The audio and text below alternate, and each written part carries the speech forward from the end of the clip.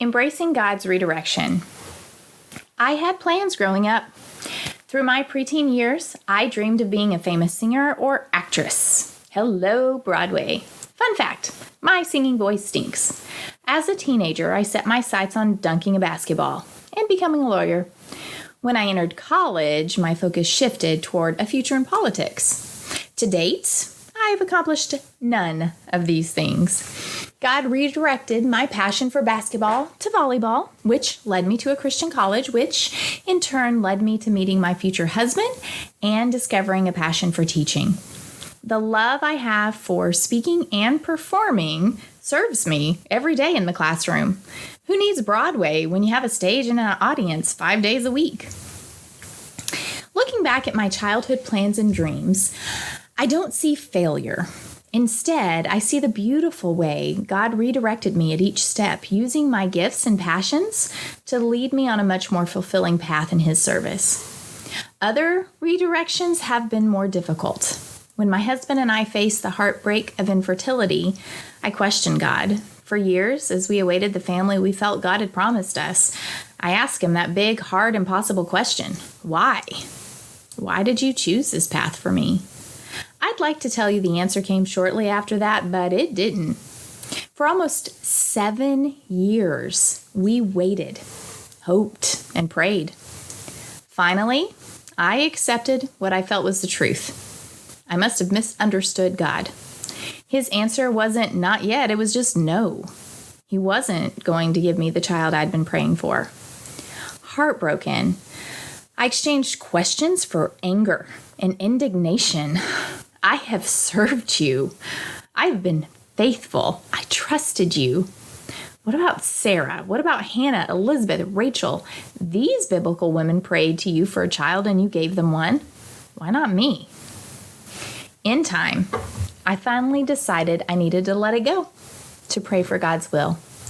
That prayer was impossible, though. My heart wanted what it wanted, and saying otherwise didn't change that. So I prayed and asked God to change my heart and to help me accept His will. I told Him I wanted to trust Him, that I wanted to believe His plan was best. I just couldn't get there on my own. Please help me accept your plan for my life. I finally prayed. The good news is He did just that. He changed my heart. Children or no children, I could be content. It was only then that God brought us our son, Micah. We've all heard the stories of women trying to get pregnant, and just when they stop trying, poof, magic, baby. That wasn't what happened. And by the way, please don't tell a woman struggling through infertility that if she would just stop trying so hard, she would get pregnant. It's terrible advice, hurtful, and suggests she is somehow to blame for her circumstances. Anyway, once I finally got away from my plan, I was open to God's plan. In this case, that was adoption. It was something I never in a million years would have pursued. It's even less likely that my husband would have. However, through this experience, excruciatingly painful and difficult as it was, God worked 2 miracles. He gave us Micah, our son, who has filled my heart every bit as much as a biological child ever could. Bigger yet, God worked a miracle in my heart. He taught me to trust Him. He forever changed me, giving me living, tangible proof every day that His ways are best, and He is always, in every way, faithful. If you've ever struggled with accepting God's plan over your own, you are not alone. This is a lesson God's people always seem to struggle to learn. In the book of Isaiah, God's people had rebelled against Him yet again. Isaiah, in an attempt to draw them back to God, shares God's message.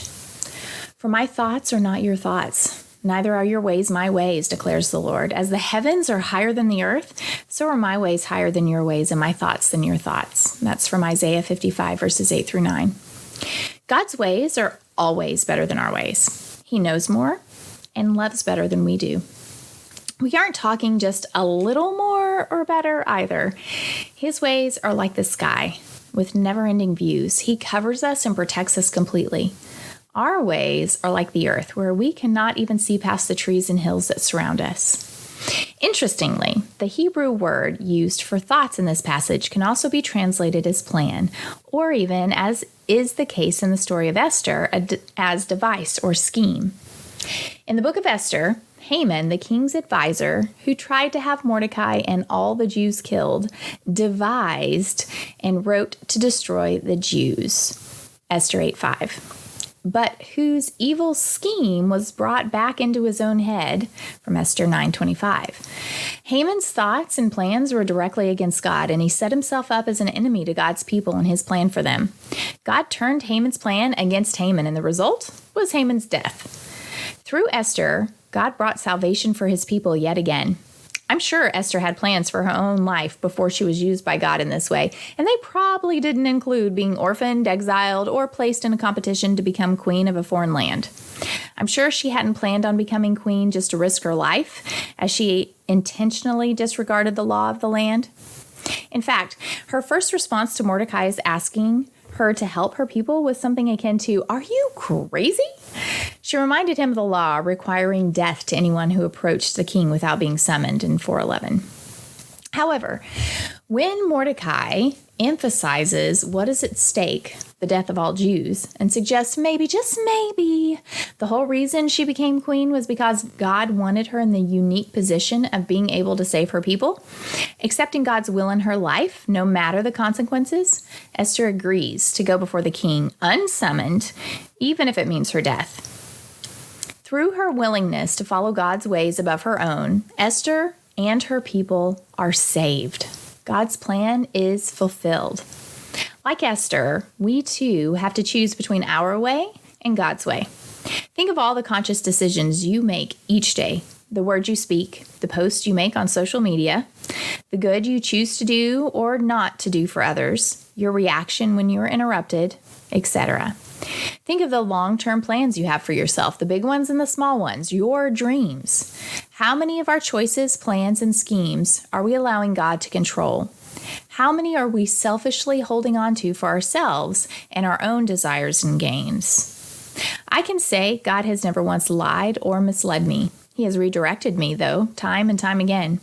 His ways have always been better than my ways. His plans have far exceeded mine in every single instance. Every turn and redirection he has orchestrated has been good for me and for those traveling along with me, because he is good and can do nothing contrary to his nature. Following his path is always the best for us, because each time we set off down the path he has for us, we find ourselves walking toward God, drawing closer to him with every step. What plan could be better than that?